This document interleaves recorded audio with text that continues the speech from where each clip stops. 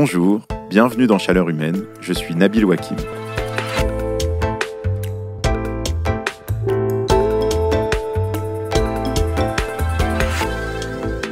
Il y a quelques années, j'ai habité aux États-Unis, c'est là qu'est née ma fille d'ailleurs. Et j'ai été frappé par une pratique qui, je crois, n'existe que là-bas. Aux États-Unis, on vote pour tout. Bien sûr, on vote pour le gouverneur, le maire, les conseillers municipaux, mais on vote aussi pour élire le shérif, le conseil de l'école ou les juges. Avec mon regard de Français sceptique de tout, j'ai souvent ricané de ce processus bizarre qui fait parfois élire des dingues à des postes stratégiques. Il y a même un épisode de la série Les Simpsons qui caricature à l'extrême cette version locale de la démocratie. Homer Simpson se fâche avec les éboueurs de la ville de Springfield, où il habite, et il décide de se présenter aux élections pour devenir, justement, le chef des éboueurs. Avec un slogan qui fait forcément rêver « Quelqu'un d'autre peut pas le faire ».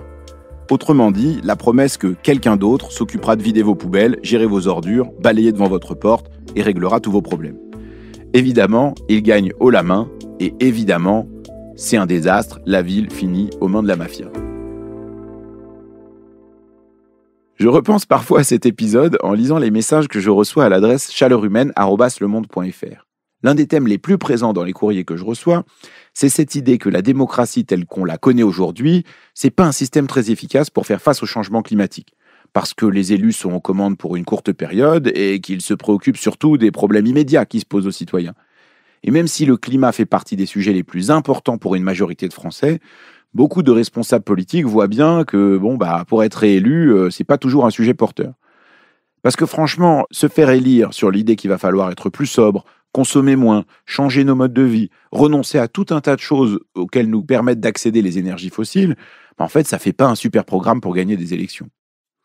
Moi, j'ai été journaliste politique pendant plusieurs années et je discute encore avec des parlementaires ou des élus locaux. Et je vois bien qu'il y a souvent la tentation de remettre ce sujet à plus tard, de dire le climat c'est vraiment très important, mais en fait j'ai toujours plus urgent à régler. Au fond, j'entends une petite musique qui ressemble à quelque chose comme « Est-ce que quelqu'un d'autre peut pas le faire ?» Est-ce que notre système démocratique est compatible avec l'urgence climatique ? Est-ce que l'expérience de la Convention citoyenne pour le climat, c'est plutôt un modèle à suivre ou un échec cuisant ?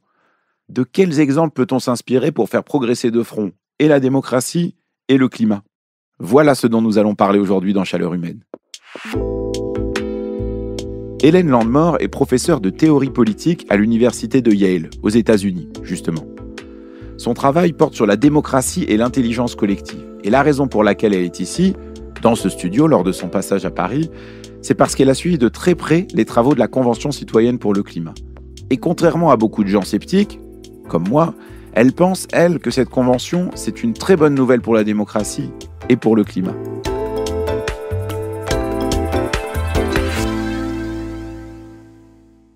Bonjour Hélène Landemore. Bonjour Nabil. Alors, on va parler de l'expérience de la Convention citoyenne pour le climat, mais avant ça, j'aimerais bien qu'on discute de cette question de la compatibilité entre nos institutions démocratiques, telles qu'elles sont aujourd'hui, et puis le temps long de la question climatique. Il y a quelque temps, j'ai reçu ici un économiste qui s'appelle Christian Gaulier, et il utilise cette expression qui me trotte dans la tête depuis, où il dit « Le problème de la transition, c'est que les coûts sont pour aujourd'hui et les bénéfices sont pour plus tard ». Est-ce que c'est pas la même chose d'un point de vue démocratique ? Est-ce qu'il n'y a pas un décalage de temps entre ce qu'on veut en tant que majorité aujourd'hui, ce pourquoi on vote, et puis les besoins qu'on a sur le futur, sur le plus long terme, pour maintenir une planète habitable ? Est-ce qu'il n'y a pas un décalage de temps finalement ? Oui, donc il y a ce problème de la temporalité longue, mais je pense que même avant ça, il y a un autre problème qui est que c'est même pas clair qu'en fait nous ayons en tant que majorité démocratique, on va dire, si on avait un intérêt pour le climat, qu'on ait vraiment une influence causale sur les politiques publiques et les lois, en fait. Alors ça, il faut expliquer, parce que c'est vrai qu'en France, on voit dans les enquêtes d'opinion que le climat et l'environnement, c'est très haut dans les préoccupations. Pour autant, ça ne se traduit pas nécessairement ni dans les programmes des candidats aux élections, ni dans les résultats des votes. Oui, mais moi, ce que m'a révélé l'expérience de la Convention climat, par exemple, c'est qu'en fait, il y avait une majorité derrière, dans l'opinion publique large, derrière toutes les propositions structurantes de la Convention climat, notamment celles qui me paraissaient, moi, les plus coercitives, comme la rénovation globale obligatoire d'ici à 2040, de toutes les habitations, de tous les bâtiments publics et privés. Il y avait un soutien de 74% de la population et on voit bien que c'est pas du tout reflété dans la loi climat et résilience, qui est pourtant la loi qui est sortie sur la base des recommandations de la Convention. C'est pas reflété dans les politiques depuis 50 ans. Enfin, je pense qu'il y a vraiment un décalage entre ce que les gens veulent, fondamentalement, et ce qu'ils obtiennent par le biais de la démocratie électorale. Alors, on va revenir sur l'expérience de la Convention citoyenne pour le climat, mais avant, j'aimerais bien qu'on parle justement de ça, c'est-à-dire de ce décalage-là entre ce que souhaitent ou souhaiteraient les citoyennes, les citoyens, et l'exercice politique. Qu'est-ce que vous voulez dire en disant qu'en fait, il y a un décalage qui existe, que les politiques n'appliquent pas ce que veulent les citoyens ? Oui, je pense qu'en fait, on a une conception de la démocratie comme étant, les majorités veulent certaines choses et donc les hommes et les femmes politiques sont censés répondre à la demande en quelque sorte. Et en fait, c'est pas vraiment ce qui se passe. Enfin, en tout cas, je commence à avoir des doutes très sérieux. Il y a notamment une étude de Martin Gilens et Benjamin Page, qui sont des politologues américains, qui ont écrit qui ont fait une étude de la correspondance entre ce que veulent les majorités aux États-Unis et ce qu'elles obtiennent en fait dans le domaine des politiques publiques et des lois américaines. Et ce qu'ils observent sur plusieurs décennies, c'est entre les années 80 et les années 2003 aux États-Unis, c'est qu'il n'y a pas de corrélation entre ce que les majorités veulent et ce qu'elles obtiennent une fois qu'on a pris en compte en fait les préférences des 10% les plus riches. Donc qu'est-ce que ça veut dire ? Ça suggère que les majorités n'ont pas d'influence causale, que ce qui détermine les politiques publiques et les lois aux États-Unis, ce sont les préférences des 10% les plus riches. Mais est-ce que cette vision dont vous parlez pour les États-Unis, est-ce qu'elle peut s'appliquer, cette logique-là, dans des contextes européens où le fonctionnement électoral est assez différent, les traditions démocratiques ne sont pas nécessairement les mêmes ? Alors, moi, j'ai longtemps pensé que non, ça devait être une aberration américaine. Mais en fait, il y a des chercheurs européens qui ont fait la même étude, enfin, qui ont utilisé la même méthodologie que Gilens et Page il y a quelques années, je crois que c'est 2018, sur le cas de l'Allemagne, en disant, l'Allemagne, c'est pas du tout un cas probable pour ce genre d'inefficacité de la volonté des majorités, parce que, justement, l'argent privé entre très peu en compte. Enfin, c'est pas du tout ça qui finance les élections. C'est financé de manière publique, c'est beaucoup plus transparent, etc. Eh bien non, c'est la même chose. Ils ont trouvé que là encore, les classes en gros moyennes et populaires ne sembleraient pas avoir d'influence causale sur les politiques publiques. C'est vraiment effrayant. Et ils ont un peu fait la même chose, peut-être avec des méthodes moins rigoureuses dans les pays nordiques et en Norvège notamment. Et là, il s'avère que ce pas les plus riches qui décident, en fait, ce sont surtout les classes les plus éduquées. Alors, c'est sans doute un peu mieux, mais là encore, est-ce que c'est la démocratie quand ce sont des minorités, soit économiques, soit des minorités éduquées, qui décident en fait ?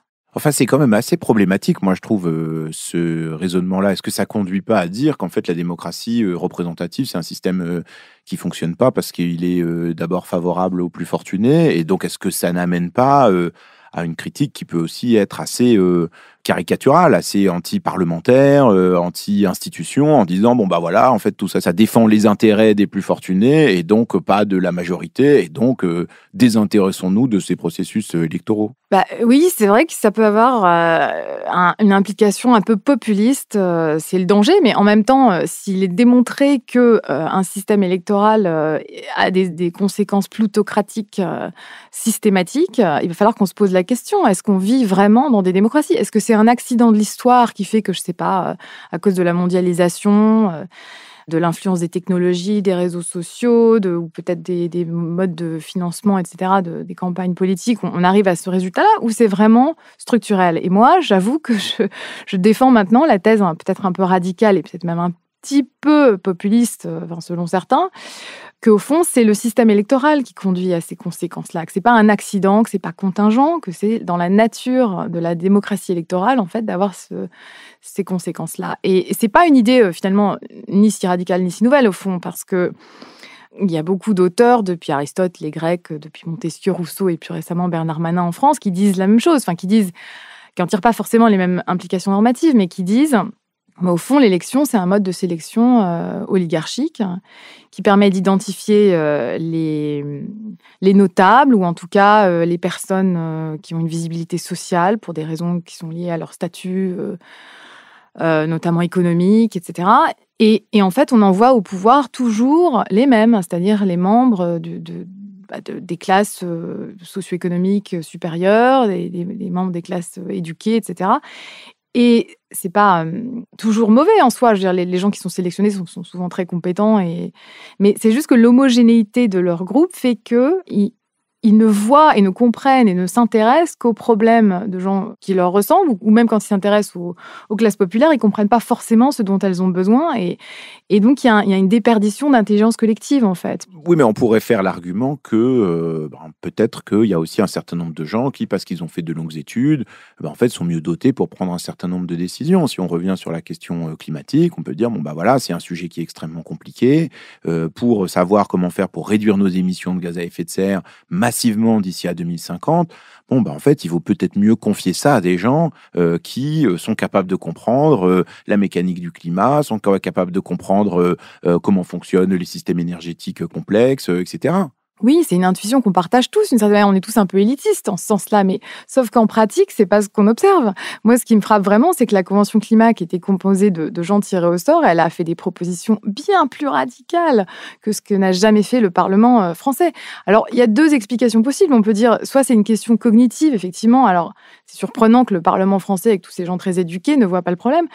Ou une explication plus par les intérêts, par les conflits d'intérêts, disons. Et là, c'est peut-être une explication particulièrement plausible, au sens où les citoyens tirés au sort, ils ne sont pas financés par qui que ce soit. Ils ont finalement de compte à rendre qu'à leur père et à leur conscience, alors que les élus, c'est pas facile de s'aliéner les lobbies.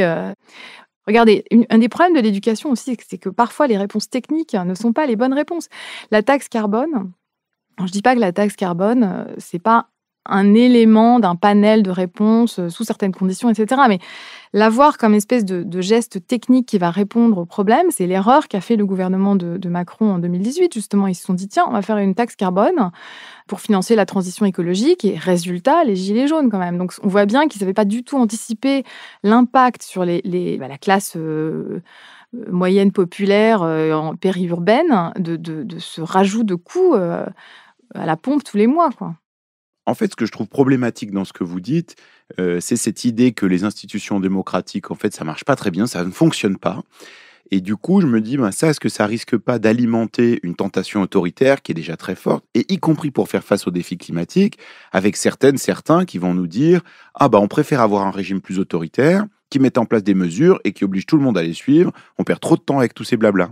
Non, mais je nie pas que les idées sont dangereuses et que la critique du système peut être dangereuse. Mais moi, je m'arrête pas à la critique. J'offre des solutions et qui me paraissent, moi, plus démocratiques, justement. Je pense que ce que j'essaie de dire, c'est qu'il faudrait élargir notre compréhension de la démocratie, qu'il ne faut pas s'arrêter à cette vision de la démocratie électorale qui est en fait pas si ancienne que ça. Ça fait 200 ans qu'on a inventé cette forme de démocratie. Elle n'est pas très fonctionnelle. Maintenant, je pense qu'on peut quand même essayer d'envisager des réformes qui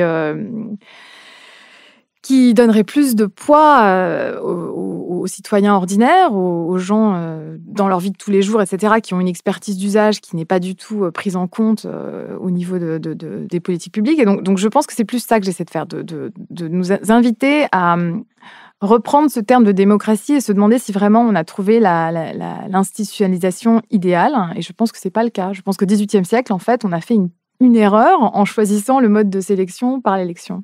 À vous écouter, on a l'impression que seuls les plus fortunés vont être des perdants de la transition parce qu'ils vont devoir participer plus. Mais en fait, c'est pas forcément vrai.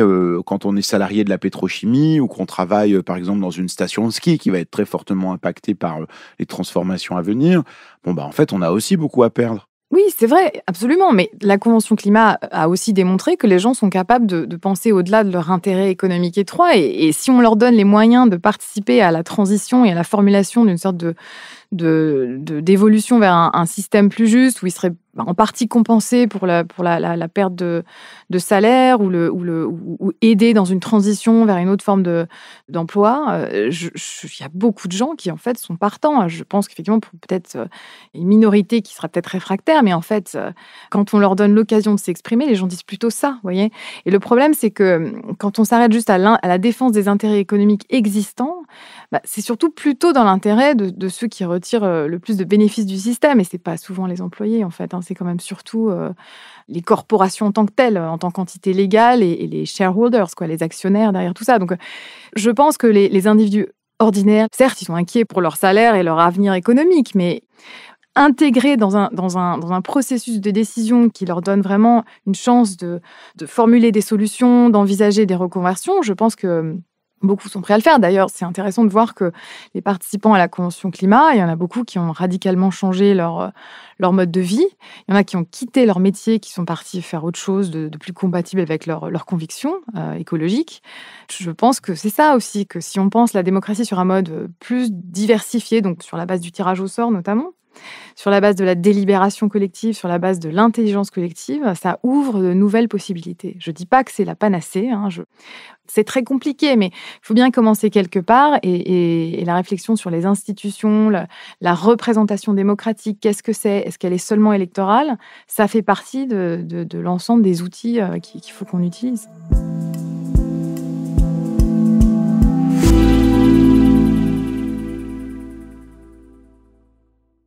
Alors justement, vous avez parlé de votre regard sur la Convention citoyenne pour le climat. Donc cette assemblée de citoyens tirés au sort avait été mise en place après le mouvement des Gilets jaunes dont vous avez parlé.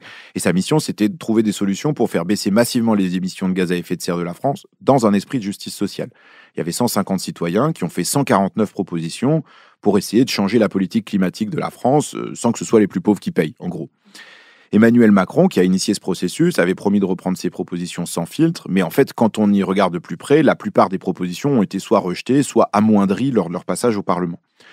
Vous avez suivi de près la Convention citoyenne pour le climat, et je disais tout à l'heure que vous avez trouvé que cette expérience était plutôt un succès d'un point de vue démocratique.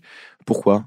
De mon point de vue, c'est un succès parce que c'est même une avancée historique, j'ai envie de dire, parce que c'est la première fois qu'on a donné aux citoyens le rôle de quasi-législateur, en fait. Ce que le président Macron leur demandait, c'était énorme. Moi, au début, j'étais même sceptique. Je ne pensais même pas qu'ils étaient en fait capables de le faire. Il leur a demandé sur un sujet énorme, technique, avec des dimensions très complexes, de faire des propositions de loi quasiment, en co-construction avec des experts, avec l'appui d'un comité légistique, donc de juristes, etc. Et il a promis de les appliquer directement pour certaines d'entre elles, ou alors de les faire passer au Parlement, ou alors de les faire passer directement à référendum. Donc alors du coup, le Parlement d'ailleurs a mal vécu ça, parce que ça a été vécu comme une compétition pour eux, mais je pense que c'est l'Assemblée à qui on a donné le plus de pouvoir jusqu'ici, d'une certaine manière. L'Assemblée citoyenne, je veux dire, tirée au sort. Alors évidemment, les promesses n'ont pas été tenues, il n'y a pas eu de référendum, je suis d'accord avec vous sur l'amoindrissement de toutes les propositions, malheureusement, mais malgré tout, ça reste un précédent. Vous voyez, moi, par exemple, je me considère déjà comme assez à la pointe de ces débats, et je n'envisageais pas avant tellement, en fait, la possibilité de citoyens législateurs en tant que tels. Je voyais plutôt les assemblées citoyennes comme des assemblées où on définirait un agenda général. Voilà. Et je trouve qu'avec ce pari que les citoyens allaient faire ce travail, en fait, on a eu l'occasion de vérifier qu'ils en sont capables. Et je dirais que même, je pense que le pari de Macron, c'était de se dire, ils vont faire ça avec des experts, ça va aller. Mais en fait, je veux dire, les experts, ils n'étaient pas là tout le temps. Les juristes, il y en avait très peu, et ils n'étaient pas non plus toujours à disposition, etc. Donc au final, c'est quand même les citoyens qui ont formulé ces propositions, qui se les sont appropriées, qui ont voté sur les reformulations légistiques, techniques. Donc, je trouve que c'est un beau succès de ce point de vue-là. Et je ne crois pas qu'il existe d'assemblées citoyennes comparables au monde. Oui, mais justement, le fait que ces citoyens ils se retrouvent en situation de proposer des lois, est-ce que c'est pas un peu bizarre ?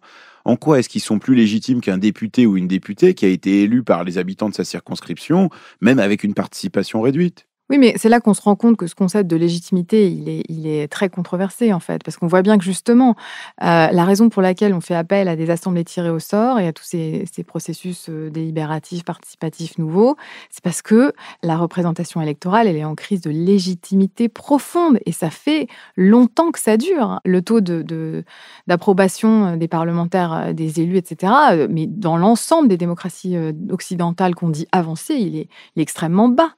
Et c'est pour ça qu'il y a des mouvements sociaux, c'est pour ça qu'il y a des contestations permanentes, c'est pour ça qu'on est au bord il y a des révolutions au Chili, il y en a une en Islande, il y a plein d'endroits où ça va pas. Et il y a même cette tentation autoritaire dont vous parliez juste avant, qui fait que si on n'a pas une ouverture de ces questions de légitimité, de représentation à un public plus large, on se retrouve avec le basculement vers des solutions autoritaires, voire fascistes. Donc moi, je pense que cette question de légitimité, elle n'est pas du tout réglée par le fait de dire « Ah bah, ils sont élus, vous voyez, c'est un début, l'élection. Après, il faut mériter quand même il faut continuer à mériter d'avoir été élu. » Or, c'est pas clair que la performance des élus, elle préserve cette légitimité. Je crois qu'elle diminue plutôt. Alors, à l'inverse, on peut penser la légitimité des citoyens tirés au sort sur la base d'autres choses. L'impartialité du sort, le fait que ça crée des assemblées plus descriptivement représentatives de l'ensemble du peuple. Donc, d'ailleurs, on voit très bien que dans les sondages, les Français se reconnaissent dans la Convention.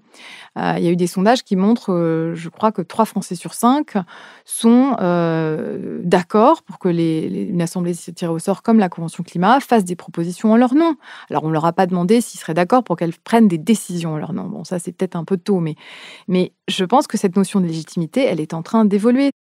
Sur la question de la décision, justement, il y avait un moyen qui avait été retenu, qui avait beaucoup été discuté pendant la Convention citoyenne pour le climat, qui était de mettre en place un référendum à l'issue de la Convention pour que les Françaises et les Français s'expriment directement sur les propositions de la Convention. Vous avez suivi un peu les discussions autour de ça. Est-ce que vous pensez que ça aurait pu être une bonne idée? Pourquoi ça n'a pas fonctionné? Moi, je trouvais que c'était une très bonne idée. Alors, les raisons pour lesquelles ça n'a pas fonctionné sont complexes. Ça tient à l'histoire du référendum dans ce pays, qui est plutôt plébiscitaire, qui est plutôt une utilisation du référendum comme une espèce de dispositif top-down pour valider, en fait, des décisions déjà prises. Enfin, vous voyez, sur les traités européens, par exemple, c'est pas des précédents très glorieux. On demande l'avis au peuple et ensuite on l'ignore. Donc, du coup, ce qui se passe en France, c'est que quand il y a un référendum sur une seule question, les gens votent pas sur la question, ils votent contre ou pour le président en cours, quoi. Mais il y avait moyen de contourner ça, je pense, en faisant un référendum à choix multiples. Alors, comme c'est pas une option constitutionnellement, on peut aussi contourner ça en faisant plusieurs référendums le même jour. Ça aurait été possible en France. Ça aurait été copier le modèle irlandais, où en Irlande, ils ont fait des assemblées citoyennes très réussies sur le mariage pour tous et l'avortement. Et puis, ils ont fait des référendums avec des questions à choix multiples pour vérifier l'adhésion de la population et puis aussi leur poser des questions très spécifiques sur les formulations, ou des choix parmi les réformes proposées. Et en France, on aurait pu faire la même chose sur les propositions de la Convention. Et avoir cette dimension de choix multiple, ça aurait évité la personnalisation et l'aspect plébiscitaire pour ou contre Macron. Je pense que ça aurait été une bonne solution. Alors, pourquoi ça n'a pas eu lieu? Plusieurs choses. Je dirais que, le rôle des médias sociaux. Ils ont vraiment fait très, très peur aux citoyens qui étaient dans leur petite bulle au Palais d'Iéna et qui se sont vus accusés d'être des Khmers verts ou alors, au contraire, d'être pas assez ambitieux ou alors d'être aux mains des lobbies ou des experts ou je ne sais quoi. Donc, ils ont eu peur, en fait. Ils ont eu peur d'eux-mêmes. Ils ont eu peur du grand public en se disant... Ils n'ont pas eu accès à tout ce à quoi on a eu accès. Ils ne sont pas passés par la même délibération. Ils vont peut-être pas nous faire confiance, donc il vaut mieux qu'on aille directement au Parlement. Alors qu'en fait, il y avait des sondages à l'époque qui n'ont pas été révélés aux citoyens de la Convention, mais qui montraient, comme je disais, que sur l'essentiel des propositions, toute la France était d'accord, sauf sur la proposition de réduire la vitesse sur autoroute à 110 km/h, qui était d'ailleurs l'une des moins populaires des 149 propositions faites par les 150. Mais là, par exemple, est-ce qu'un des enjeux, c'est pas la manière dont, dans ces assemblées citoyennes, on conseille les participants, les participantes? Parce que les experts qu'on convoque, en fait, ils sont jamais neutres. Quand on travaille sur un domaine, on est forcément porteur d'une vision des choses. Est-ce que cette position des experts ne peut pas être un problème? Si, absolument. Et justement, sur la question de la relation des citoyens aux experts, c'est un des autres enseignements de la Convention. C'est-à-dire qu'il faut arriver à trouver un équilibre. Moi, je dis toujours, il faut que les experts soient on tap, not on top. Ça veut dire à disposition, mais pas en position de contrôle. Et c'est pas facile à trouver parce que dans nos sociétés, en fait, foncièrement assez élitistes quand même, avec un culte de l'expert, etc., on a tendance à plutôt élever les experts et à abaisser les citoyens. Je pense qu'il faudrait faire un peu l'inverse, quoi. Et ce que je trouvais vraiment intéressant dans la Convention climat, c'est que cet équilibre a fini par se faire un peu. C'est-à-dire que les experts sont souvent arrivés dans des postures assez je dirais, c'était des gens très très bien, donc je veux pas voilà, avoir l'air trop critique, mais un peu en surplomb, quoi. Vous voyez, un peu en mode, je vais vous faire une conférence et puis moi j'ai un peu la vérité, etc. Bon, et au fur et à mesure, à mesure qu'ils prenaient la mesure justement de la qualité des questions des citoyens, etc., ils se sont un petit peu remis à leur niveau. Et je trouve qu'il y a eu une forme d'humiliation un peu, enfin au sens propre, un peu saine des experts justement. Parce que c'est vrai que sur la question climatique, je parlais tout à l'heure de tentation autoritaire, il y a aussi cette tentation-là de confier notre devenir climatique à des experts en disant, bah voilà, il y a des gens qui savent comment on fait, des bilans carbone, qui savent réduire les émissions. Ils disent, bon, bah voilà, la physique, ça marche comme ça, les questions énergétiques, ça marche comme ça, les questions agricoles, ça marche comme ça. Donc, en fait, on fait des calculs, puis ensuite, on met ça en place et puis on le fait. Et donc, la question de la place des experts, elle peut être critiquée, mais en même temps, d'un autre côté, on voit bien aussi que, y compris pour les parlementaires actuels, il y a un niveau d'expertise et de connaissance qui n'est pas suffisant. Au moment des élections législatives, il y a un certain nombre d'experts, de climatologues, de géographes, dont certains sont venus d'ailleurs dans ce podcast, qui sont allés devant l'Assemblée en disant, on va vous former, vous, les nouveaux députés, on va vous faire comprendre comment fonctionne le changement climatique et quelles sont les pistes proposées par le GIEC, le groupe d'experts de l'ONU pour le climat, l'Agence internationale de l'énergie, etc., etc. Et donc, il y a quand même une vraie question autour du niveau d'expertise dont il y a besoin pour pouvoir faire face à cette question-là, non? Oui, je suis d'accord, mais en même temps, alors c'est pas qu'une question d'expertise, c'est très important l'expertise, mais rappelons-nous que c'est aussi la justice sociale. C'est aussi ça, qui était dans la question posée aux conventionnels et c'est ça qui fait problème. C'est-à-dire qu'on n'essaie pas juste, d'arrêter le changement climatique, on essaie aussi de le faire d'une manière qui sacrifie pas des pans entiers de la population ou des pays entiers. Enfin, je veux dire, il y a aussi cette question-là. Alors, il y a certaines personnes qui disent: «Bah si, au final, c'est plus urgent de sauver l'humanité que de faire de la justice sociale». Mais je pense qu'on n'en est pas tout à fait là quand même. Je pense qu'on peut encore se poser la question de: «OK, mais il faut que ce soit juste, hein, cette transition». Et cela dit, là où je suis d'accord, c'est que les citoyens, quand ils sont arrivés le premier week-end, ils ont tous dit qu'ils s'étaient pris une claque, qu'ils n'avaient pas du tout conscience des enjeux, de l'urgence, etc. Et je pense que c'est vrai aussi des parlementaires qui sont pris dans des jeux politiques de court terme. C'est là que l'aspect délibération de cette convention est essentiel. Et la délibération, il n'y en a pas beaucoup au Parlement. Alors que dans les conventions, ils ont l'espace, le temps, la liberté intellectuelle de lire, de s'éduquer, de consulter des experts, de se parler. Et ce qu'ils disent tous, c'est que, enfin, vous voyez, pour la convention fin de vie, par exemple, là, moi, j'observe qu'il y a beaucoup de gens qui ont changé d'avis sur la question de la fin de vie. Il y avait une petite minorité qui était contre, presque invisible au début. Là, on est passé à environ 40-43 personnes qui sont contre. Alors, on va voir où on va terminer. Et ils disent, ben, on a changé d'avis déjà 1 fois, 2 fois, 3 fois. Et c'est pas parce que les gens essaient de nous convaincre ou de nous faire changer d'avis, mais c'est parce qu'ils nous écoutent et ils nous donnent des arguments et c'est dans le respect, etc. Et au Parlement, on a souvent l'impression que c'est pas ça, que c'est plus ils essaient pas de se convaincre, hein, ils essaient de marquer des points, ils essaient c'est des jeux de pouvoir, en fait. Et je suis pas sûre que ça permette vraiment de monter en connaissance, quoi. Alors, les commissions parlementaires, c'est souvent là où, en fait, tout le travail se fait, hein. Mais enfin, je sais pas, je pense qu'il y a des enjeux comme ça d'intégration de l'expertise qui se font mieux au sein des assemblées citoyennes. Un dernier point peut-être quand même sur la Convention citoyenne pour le climat. Une des difficultés, c'est que quelque part, on a l'impression que la Convention a fait son boulot si elle arrive là où on avait envie qu'elle arrive, c'est-à-dire qu'on lui fixe quand même un objectif. Si les citoyens, en discutant entre eux, avaient dit: «Bon, bah, en fait, cette histoire de climat, on trouve que c'est beaucoup trop compliqué, que c'est beaucoup trop coûteux, ça nous va pas, donc en fait, on préfère, ne pas mettre en place de politique climatique». Je dis ça évidemment de manière très caricaturale. Finalement, on aurait eu aussi un exercice démocratique, mais qui n'aurait pas du tout atteint son but d'un point de vue d'efficacité de politique publique. Oui, bah, il y a toujours un risque que le processus soit en tension avec l'objectif espéré. Mais pour le coup, je pense que, enfin, moi, je fais confiance au processus, hein. Je pense qu'il y a des. Je vous donne un exemple, hein. Par exemple, en Corée, il y a eu des assemblées citoyennes qui ont été organisées, enfin, sous le mode sondage délibératif, ça s'appelle, sur la question du nucléaire. Le président était en faveur de fermer des installations nucléaires. Il y en avait 5. l'échantillon de citoyens a décidé que finalement, ils allaient les garder ouverts, ils allaient continuer l'exploitation parce que les circonstances économiques de la Corée du Sud ne permettaient pas de se passer de ces réacteurs nucléaires. Donc voilà, là, par exemple, c'est un exemple où le jugement collectif des citoyens va à l'encontre de ce que les âmes éclairées auraient espéré. Bon, je pense qu'on ne sait pas où est la vérité. Donc je pense que c'est très arrogant de dire qu'on peut savoir où est la bonne réponse. Donc moi, j'ai tendance à dire, faisons confiance à l'intelligence collective.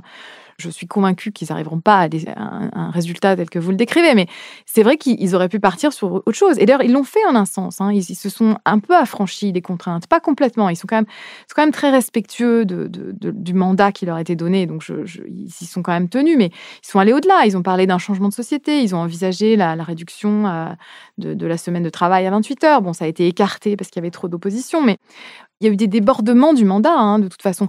Par exemple, sur les aspects constitutionnels, ça ne faisait pas partie du mandat. A priori, ils ont décidé de faire des propositions de réforme du préambule de la Constitution, de l'article 1, d'introduire la proposition d'écocide. Tout ça, ça n'a aucun effet aucun effet direct et mesurable sur les réductions de gaz à effet de serre. Mais ils se sont appropriés ces enjeux-là aussi.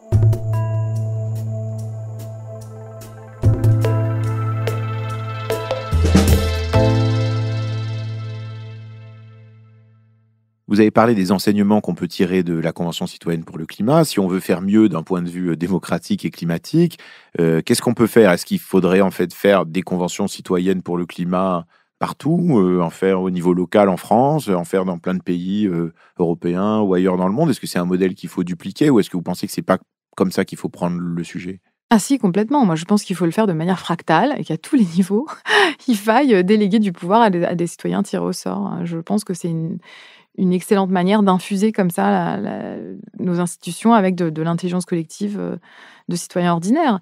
Et je dirais qu'une première étape, ce serait d'institutionnaliser une assemblée permanente sur le climat avec des citoyens tirés au sort qui seraient changés tous les ans ou tous les 9 mois. Et qu'il y ait un espèce d'agenda de long terme comme ça qui soit suivi. Parce que sinon, si c'est des espèces d'assemblées comme ça, ad hoc, c'est un peu limitant quand même. Et puis, on voit bien qu'elles n'ont pas d'impact. Oui, parce que finalement, si on veut parler de comment faire, on voit bien que ces processus-là démocratiques que vous décrivez, ils sont séduisants, mais la difficulté, c'est derrière la mise en œuvre des propositions et puis le suivi de ces propositions-là. C'est-à-dire qu'aujourd'hui, la Convention citoyenne, elle n'existe plus, donc le gouvernement peut dire « Ah bah regardez, on a appliqué plein de choses de la Convention citoyenne » et les citoyens individuellement disent « Ah ben non, c'est pas vrai, ça a été amoindri, etc. » Et donc, comment faire pour suivre la mise en œuvre de ces politiques et puis voir si ça avance ou si ça avance pas dans la bonne direction. C'est là qu'on revient à cette question de légitimité. Il faut qu'on arrive à donner une légitimité institutionnelle à des assemblées de ce type pour qu'elles aient qu'elles aient la légitimité de prendre des décisions et ensuite de les appliquer et de les voir appliquer.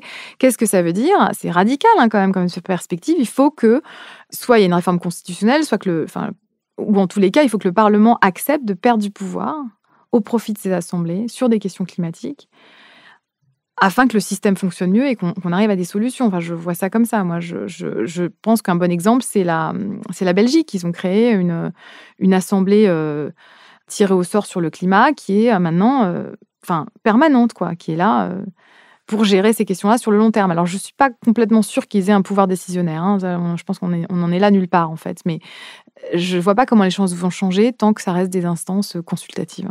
Oui, c'est la région de Bruxelles qui a mis en place une assemblée citoyenne pour le climat avec des représentants qui sont renouvelés chaque année et qui formulent des recommandations précises.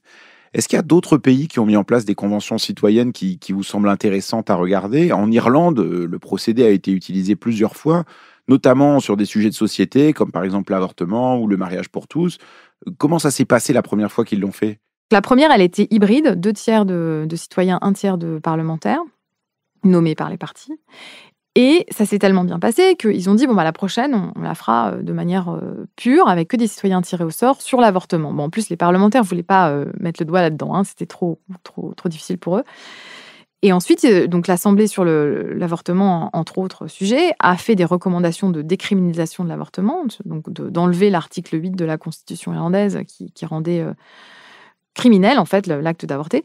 Et ça a été soumis au Parlement, qui l'a mis immédiatement un référendum, et là, le référendum a approuvé la recommandation des citoyens. Donc, si vous voulez, c'était un espèce de de cercles vertueux avec une assemblée citoyenne consultative, mais quand même moralement influente, des parlementaires qui ont pris au sérieux cette recommandation, qui l'ont immédiatement mise entre les mains des majorités, et puis un vote majoritaire qui confirme donc le fondement de ce raisonnement, en quelque sorte. Donc ça, c'est vraiment un peu idéal comme scénario. Ça, si on pouvait faire ça, c'est bien aussi. Du coup, on n'a pas forcément besoin de donner un pouvoir décisionnaire à l'Assemblée, mais le Parlement prend très au sérieux ces choses-là. On peut aussi évoluer vers ça. Sur le climat, le problème, c'est que ça me paraît difficile parce que autant l'avortement, c'est un droit qui coûte pas grand-chose. Enfin, je veux dire, en termes économiques, donner ce genre de droit, c'est pas, ça crée pas une opposition de lobby, vous voyez. Alors que sur le climat, là, c'est plus compliqué parce que je crois que je me souviens plus du chiffre exact, mais je crois que la Convention climat, ses propositions, ça allait coûter 40 milliards d'euros, quelque chose comme ça. Et puis, vous voyez bien que quand on dit, on va arrêter les vols de moins de 4h30 et ça va affecter, quand il y a une alternative bas carbone disponible, ça aurait affecté 30% des vols en France. Vous voyez, l'industrie correspondante, elle n'a pas du tout envie de perdre tant de ressources et d'opportunités. Donc, il y a une résistance massive. Donc, je ne suis pas sûre que là, l'aspect consultatif suffise, du coup, parce qu'au Parlement, ça va bloquer. Dans les ministères, ça va bloquer. C'est les lobbies qui vont complètement arrêter le processus. C'est ce qui s'est passé pour Mais est-ce qu'une des difficultés, c'est pas aussi que sur la question climatique, on parle de choses qui sont en fait très, très, très diverses, de la manière dont on habite nos logements, les transports, le rapport au travail, l'aménagement du territoire, l'agriculture, enfin voilà, donc on est quand même sur un panorama de choses qui sont très diverses, et donc on sort finalement avec une transformation de la société qui est très très importante. Il suffit pas juste de se mettre d'accord sur une mesure. Je dis pas que sur la fin de vie c'est facile, c'est évidemment très difficile et très important et très intime pour beaucoup de gens, mais sur le climat, on est dans une dimension systémique qui change un peu la nature des modèles économiques, de l'organisation de la société, etc. Et donc, est-ce que ça, c'est atteignable en ayant un fonctionnement démocratique aussi ouvert que vous le décrivez ? Mais je ne vois pas comment on fait autrement. Et disons que une autre idée que je n'ai pas évoquée, mais que je pense très importante, c'est que non seulement il faudrait donner un peu plus de pouvoir décisionnaire ou une juridiction propre à une assemblée tirée au sort sur le climat, mais il faudrait aussi connecter cette assemblée centralisée au niveau national à des assemblées similaires au niveau régional. Vous voyez, moi, j'aimais bien le modèle du grand débat où il y avait eu 21 assemblées régionales, en fait. Alors, ça incluait les dom-toms, il y avait une assemblée en plus pour les jeunes, spécifiquement. Il y avait plein d'assemblées comme ça, mais aussi des assemblées régionales. Et donc, moi, j'avais été assistée à celle à Rouen. Et voilà, ça c'est très bien. On part, en fait, c'est même plutôt dans ce sens-là qu'il faudra aller. On commence par des assemblées régionales qui font remonter du contenu, qui est ensuite utilisé, synthétisé et utilisé par une assemblée au niveau national. En fait, la réalité, c'est qu'il y a plein de modèles possibles. Il y a plein de théoriciens qui en parlent. Il y a des modèles bicamérales, il y a des modèles hybrides. Il y a plein de choses qu'on peut faire. C'est juste que, il faudrait qu'on expérimente plus encore à plus grande échelle. Et notamment, pas seulement au niveau régional, au niveau national, mais au niveau mondial. Donc là, la seule expérimentation que je connaisse sur le climat, ça a été fait par des activistes et des universitaires qui ont créé ils ont appelé ça une assemblée mondiale pour le climat. Bon, c'était un prototype. Ils avaient 100 personnes. Alors, il y avait un berger afghan, illettré. Il y avait une couseuse brésilienne. Enfin, il y avait des Chinois. Il y avait plein de gens comme ça rassemblés un peu par un tirage au sort un peu spécifique. C'était sur la base de la géographie avec des coordonnées comme ça géographiques. Et une des recommandations qui est sortie de cette assemblée toute petite, qui a duré quelques semaines, qui était purement virtuel, donc c'était par Zoom, ça a été d'instituer un crime d'écocide au niveau mondial. Et c'est intéressant parce que c'était exactement une des recommandations qui est sortie de la Convention française aussi, vous voyez. Seulement, le Parlement français a transformé ça en délit, donc c'est beaucoup moins puissant, voilà. Mais c'est vrai que si on ne le fait pas au niveau mondial, c'est pas possible en fait, parce que du coup, on s'aborde les entreprises françaises qui vont se retrouver attaquées en justice par le monde entier, alors que leurs compétiteurs sont complètement libres de continuer à polluer les mers et détruire la faune et la flore. Donc effectivement, je pense qu'il y a quand même un problème d'échelle et qu'il y a des questions qui doivent se résoudre au niveau mondial.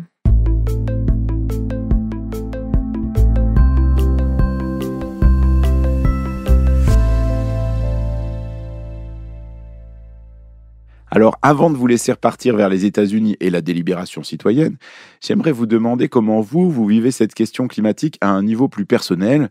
D'abord, est-ce que vous pensez que les gestes individuels, ils ont un impact ou pas ? Je dirais que moi, le climat, j'y pensais pas beaucoup avant la Convention pour le climat, pour être honnête. Donc, ça m'a quand même ouvert les yeux.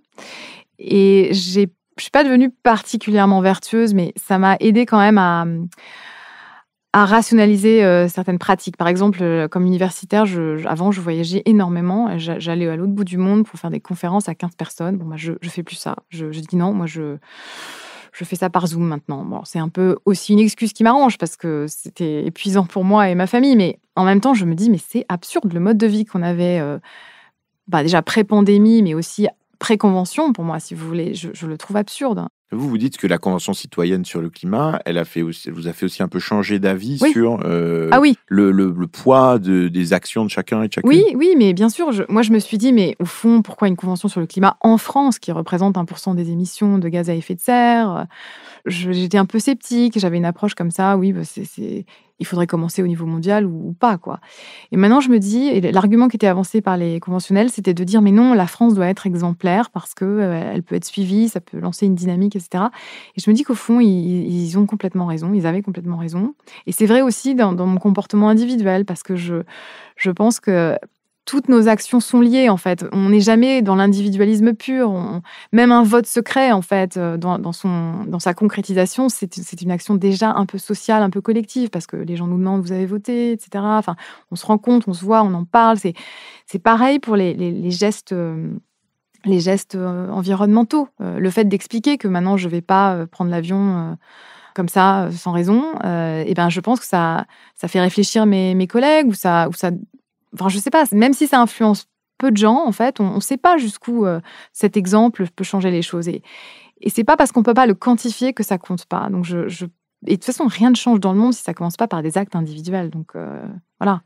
Et dans d'autres domaines, est-ce qu'il y a d'autres pratiques que vous avez changées ? Par exemple, est-ce que vous mangez encore de la viande ? Alors, je mange encore de la viande, mais moins. Mais je trouve ça très, très dur. Surtout en tant que Française, c'est vraiment, je trouve ça difficile. J'achète plutôt mes vêtements de seconde main, par exemple. Là encore, je ne suis pas particulièrement vertueuse, mais je réfléchis au moins. Est-ce que il y a quelque chose qui vous énerve particulièrement d'un point de vue climatique, quelque chose qui vous... Oui, moi, un truc qui m'énerve profondément, c'est effectivement je trouve que la Convention avait complètement raison sur la rénovation thermique des bâtiments.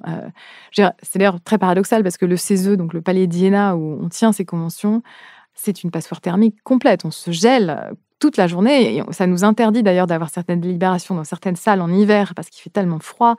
Et c'est vrai encore plus aux États-Unis où tous les bâtiments, où les Mac Mansions... ça coûte des milliers de dollars à chauffer. Enfin, c'est une aberration totale. C'est ça qu'il faudrait. C'était vraiment une des recommandations phares de la Convention. Et ça, je suis convaincue que c'est la seule solution. Justement, moi, j'ai fait une rénovation globale de ma maison il y a quelques années. Bon, c'était pas pour des raisons écologiques, mais le fait est qu'on a fait une très bonne isolation de la maison, qui est pas du tout grande en plus. Donc nous, ça nous coûte très, très peu d'argent en hiver. Et maintenant, j'envisage même plus d'habiter dans une maison qui est sans isolation de ce type. Alors, peut-être un dernier point, est-ce que vous seriez prête à vous engager plus sur la question climatique ? On a vu des scientifiques prêts à s'enchaîner à des raffineries ou des centrales à charbon. Vous, si vous étiez sollicité pour le faire, est-ce que vous seriez prête à faire ce type d'action ? Écoutez, je vais attendre d'être sollicitée pour réfléchir, mais c'est pas dans ma nature. Moi, je suis pas... En fait, c'est intéressant, je pense, parce que justement, j'atteins des conclusions radicales en étant d'un tempérament en fait assez conservateur et pas du tout activiste. Donc, je pense que ça dit quelque chose sur l'urgence de la situation. Merci Hélène Landemort. Merci beaucoup Nabil.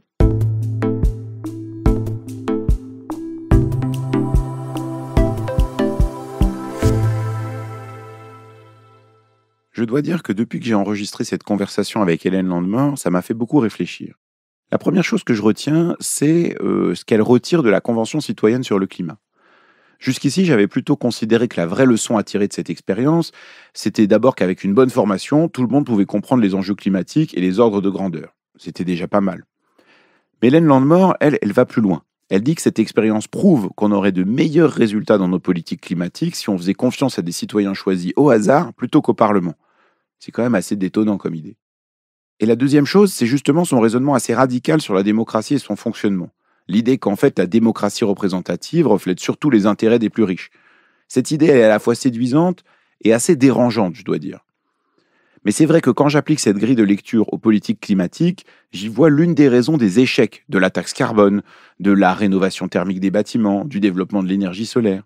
En faisant arriver les politiques climatiques d'en haut, on prend le risque qu'elles ne soient pas comprises, et donc qu'elles n'arrivent jamais à bon port. Sa solution à elle, c'est d'inclure au maximum les citoyens de toutes les catégories de population dans l'élaboration et dans la prise de décision, et ça dès le début. La troisième idée, c'est cette proposition qu'elle formule. Créer une assemblée permanente sur le climat, avec des citoyennes et des citoyens tirés au sort, qui sont renouvelés chaque année. J'aime bien cette idée, elle donnerait de la chair à une démocratie climatique dont nous avons bien besoin.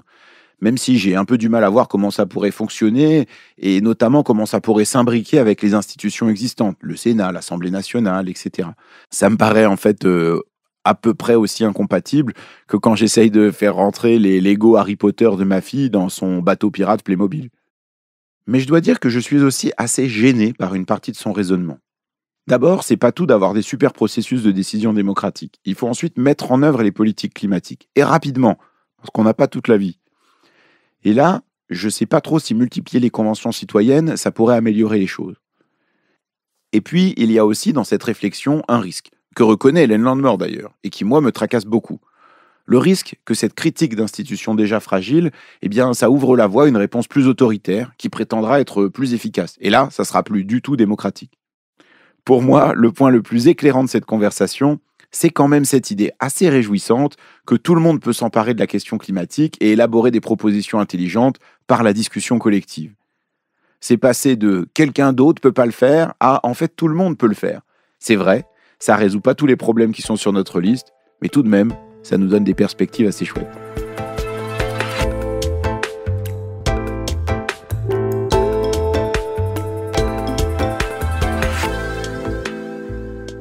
Merci infiniment d'avoir pris le temps d'écouter cet épisode de Chaleur Humaine, un podcast de la rédaction du Monde. La production de cette saison 3 est assurée par Adèle Ponticelli avec Esther Michon et la réalisation est toujours celle d'Amandine Robillard qui a aussi composé la musique originale. Chaleur Humaine, c'est aussi une infolettre hebdomadaire tous les mardis à laquelle vous pouvez vous inscrire gratuitement sur le site du Monde. Chaque semaine, je réponds à vos questions sur le défi climatique. Enfin, j'essaye. Si vous êtes encore là, prenez le temps de m'écrire pour me dire si cet épisode vous a fait réfléchir ou au moins délibérer collectivement. Vous pouvez m'envoyer vos critiques, vos avis et une salade de fatouche au sumac à l'adresse chaleurhumaine@lemonde.fr. Et si cet épisode vous a plu, vous pouvez bien sûr le partager avec vos amis, en débattre et également venir mettre des commentaires sur votre plateforme de podcast préférée. Je vous retrouve la semaine prochaine pour réfléchir, débattre, explorer et se gratter la tête en chantant pour faire face aux défis climatiques. Merci pour votre écoute et bravo d'être resté jusque-là. À bientôt.